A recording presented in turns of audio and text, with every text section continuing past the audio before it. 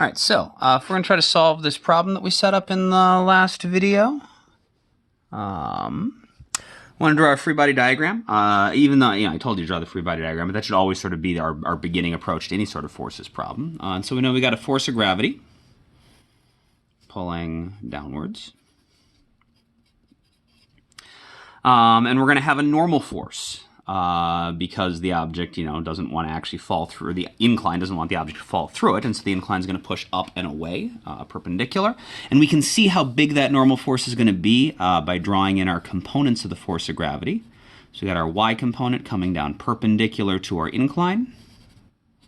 And then when we turn 90 degrees, get our x component.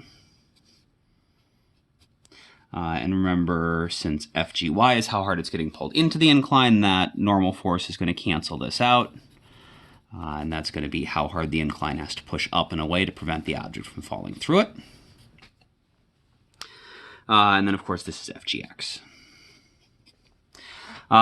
In addition to the free body diagram, we always want to, off to the side, indicate the direction of the net force, because that is going to be essential to then doing anything with our problem solving. And so, of course, our normal force and FGY, they should cancel each other out, which means that all that's left is, so the force of gravity has been replaced with FGY and FGX. You can think of like we started with this, and then we took FGY and we broke it into two components. And so now we have three forces we need to deal with. FGY and the normal force canceled each other out. And so the only thing left is FGX. And so the net force should be down the incline.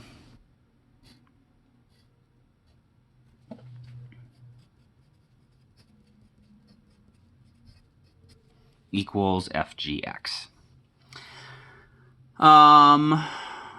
Cool. Okay. And we want to find the object's acceleration. And so we know if its net force is down the incline, then it has to be accelerating down the incline, because the direction of the acceleration is always the same as the net force.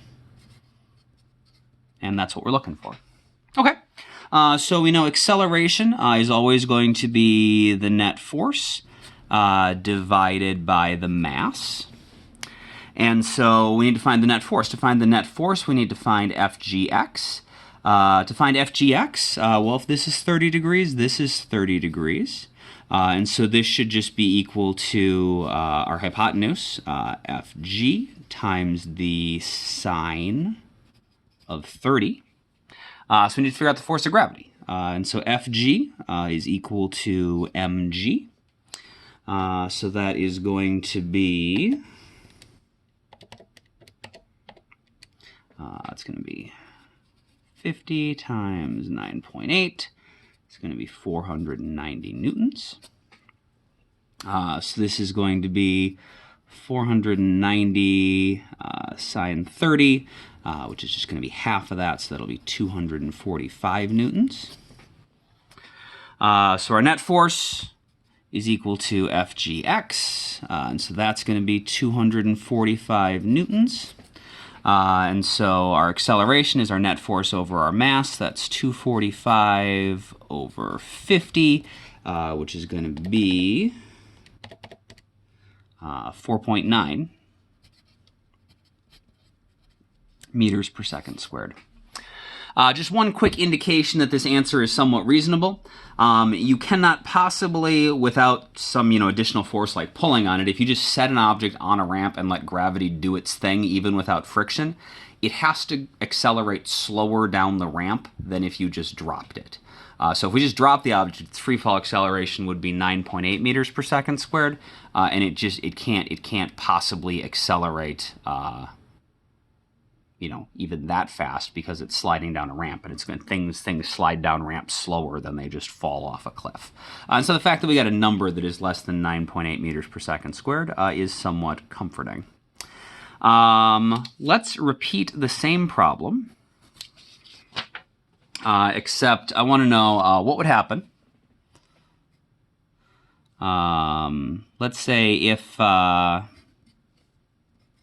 instead, if the coefficient of kinetic friction was 0.1. So maybe we're on snow or something slippery. If the coefficient of kinetic friction was 0.1, I want to know how long would it take to slide 5 meters starting from rest.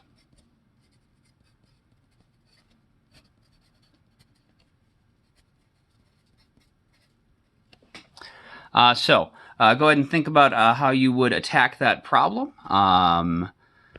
and you want to draw a new diagram for this, and do any math that you need to. You're welcome to recycle anything that is useful, but of course you might need to do some other things as well. And the answer to that one will be in the next video.